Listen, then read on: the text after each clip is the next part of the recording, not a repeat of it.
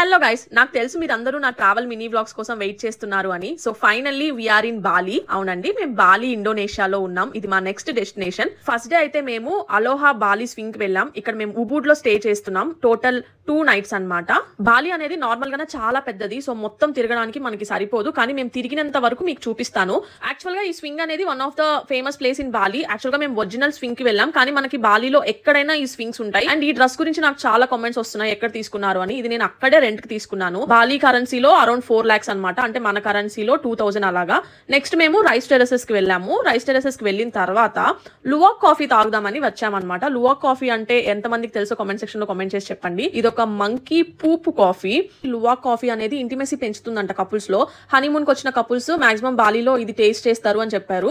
ఇక్కడ బాలిలో ప్రతి ఇంటి ఆర్కిటెక్చర్ ఒక దేవాలయం లాగా ఉంటుంది. దాని తర్వాత మౌంట్ బటూరా వాల్కనోకి వెళ్ళాము. ఇది ఇప్పుడు యాక్టివ్ లో లేదు. దాని తర్వాత ఎక్కడికి వెళ్ళాము నెక్స్ట్